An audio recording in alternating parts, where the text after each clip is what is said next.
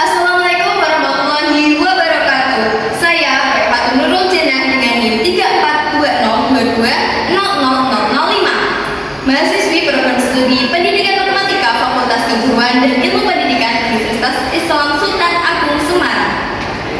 Nah, pada kesempatan kali ini saya akan mempraktikkan micro teaching dengan materi pengantar aljabar dengan model pembelajaran collaborative learning dan pendekatan deep learning. Untuk itu, simak videonya sampai habis ya. Assalamualaikum warahmatullahi wabarakatuh. Waalaikumsalam warahmatullahi wabarakatuh. Oke, selamat pagi anak-anak. Pagi Bu. Bagaimana kabarnya hari ini? Alhamdulillah luar biasa. Allahu Akbar. Oke, sebelum memulai pembelajaran pada pagi hari ini, kita berdoa terlebih dahulu yuk. Bisa dipimpin Mbak Ni. Sebelum memulai pelajaran, alangkah baiknya kita berdoa terlebih dahulu. Berdoa mulai. Berdoa selesai. Oke, anak-anak hari ini siapa yang tidak berangkat? Alhamdulillah semua berangkat semua ya. Iya Bu. Oke, untuk menambah semangat kita pada pagi hari ini, kita explain terlebih dahulu yuk. Mari anak-anak berdiri. Oke, satu.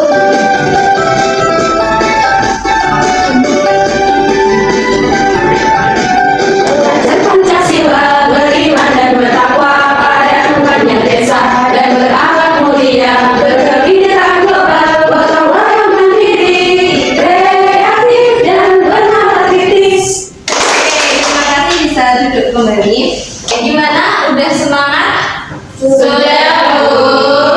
Oke, kita lanjut ke selanjutnya yaitu tujuan pembelajaran. Jadi tujuan pembelajaran kita pada pagi hari ini yaitu yang pertama, siswa dapat memahami konsep dasar aljabar seperti variabel, koefisien, dan konstanta. Terus yang kedua, siswa mampu mengaplikasikan konsep aljabar dalam kehidupan sehari-hari serta nilai-nilai Islam. Yang ketiga, siswa mengenal sejarah serta ilmuwan Islam dalam pembelajaran matematika. Oke, model pembelajaran pada pagi hari ini kita menggunakan collaborative learning dengan pendekatan deep learning. Boleh minta tolong Mbak Abiar membacakan sejarah Islami tentang aljabar. Muhammad Ibnu Musa Al-Khawarizmi, ilmuwan Muslim, ia memperkenalkan metode sistematis untuk menyelesaikan persamaan linier dan kuadrat dengan menggunakan simbol atau huruf sebagai variabel.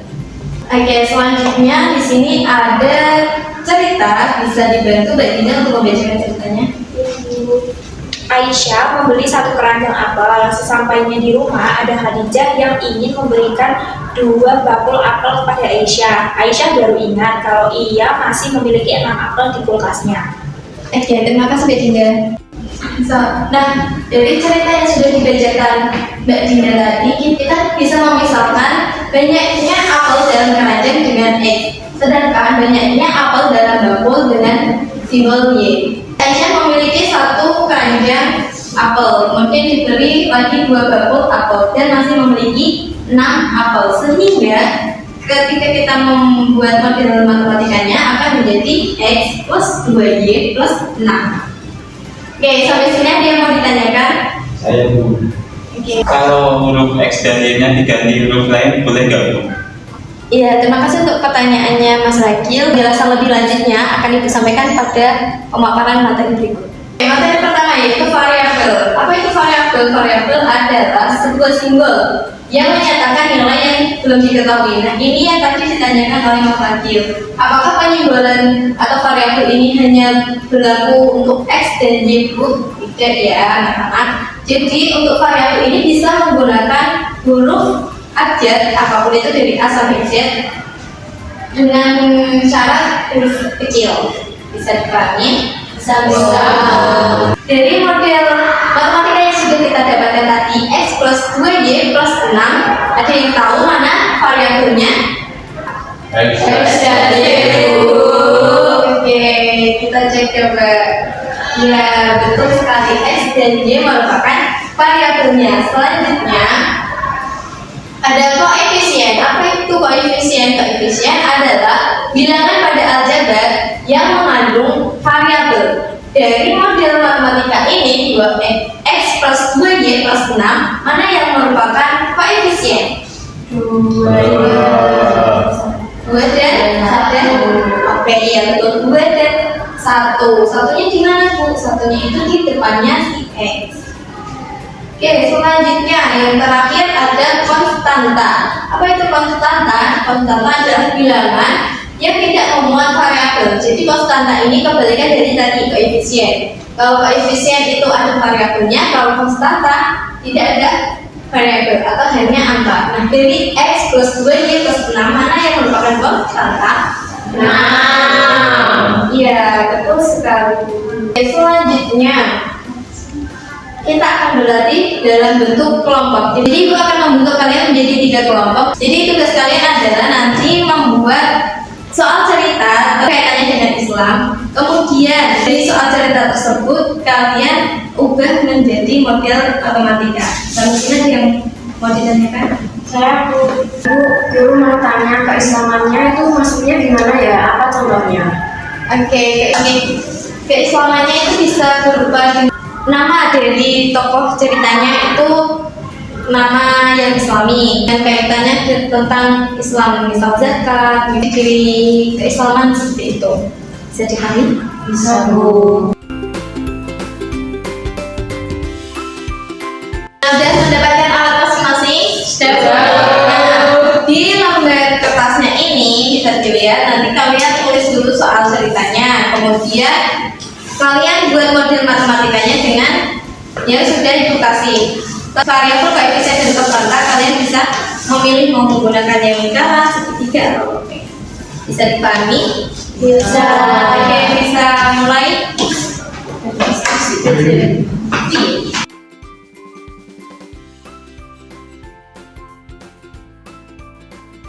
Gimana, sudah selesai? Sudah. Kalau minta tolong kelompoknya Mbak Umi bisa maju ke depan untuk menjelaskan kelompoknya. Pangeran Al-Fatih memimpin pasukan perang. Pasukan terdiri dari 8.000 pasukan pemuda, 5.000 pasukan naga, dan 7.000 pasukan perang untuk meruntuhkan Bene Takeshi. Jadi yang pertama itu kan tadi terdiri dari 8.000 pasukan berkuda. Nah, ini segitiga mewakili pasukan berkuda dengan satu segitiga mewakili 1.000. Jadi ini ada 8 segitiga, karena satu segitiga mewakili 1.000, jadi ada 8.000 pasukan berkuda. Untuk X, dimisalkan X jadi 8.000 X. Kemudian yang pasukan naga digambarkan lingkaran. Pasukannya ada 5.000 dan satu lingkaran mewakili 1.000, jadi ada 5.000 dan dimisalkan oleh Y, jadi 5.000 Y. Kemudian yang pasukan perang ada 7.000 diwakili oleh hati, satu hati mewakili 1.000 pasukan perang. Oke, terima kasih untuk kelompoknya Mbak. Kita kembali ke tempat berikutnya. Terima kasih sudah berkelompok, bisa kembali ke tempat duduknya masing-masing. Oke, selanjutnya ada ayat Al-Quran surah Al-Mujadalah ayat 11, bisa minta tolong Mbak Siti dibacakan. Bismillahirrahmanirrahim. Wallahu bima ta'maluna khabir, yang artinya Allah Maha teliti terhadap apa yang kamu kerjakan. Quran surah Al-Mujadalah ayat 11. Oke, terima kasih Dek Cindy. Dari ayat ini Allah menciptakan ilmu agar kita sebagai manusia itu dipermudah dalam menjalankan hidup. Jadi Allah mendorong kita untuk belajar menggunakan akal dalam menyelesaikan masalah kita. Di ayat terakhir bisa lihat Allah itu maha teliti terhadap apa yang kita kerjakan, sehingga kita bisa mencontoh untuk saat menyelesaikan masalah kita harus teliti terlebih pada materi aljabar ini. Ibu akan menyampaikan kesimpulan dari pembelajaran pagi hari ini. Yang pertama, bentuk aljabar itu terdiri dari variabel, koefisien, dan konstanta. Bentuk aljabar kita dapat temui dalam kehidupan sehari-hari, terlebih dalam nilai-nilai Islam. Dan terakhir ada algoritma merupakan salah satu contoh ilmuwan Islam sekaligus bapak aljabar yang berkontribusi terhadap perkembangan matematika.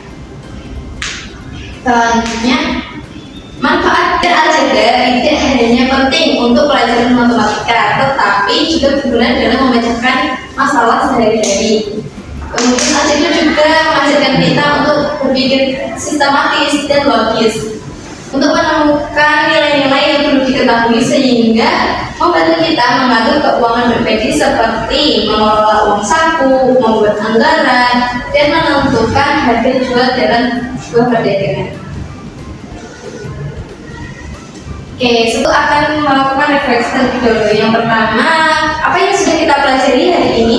Oke, terlebih tentang pengantar aljabar. Ada apa saja pada materi aljabar tadi?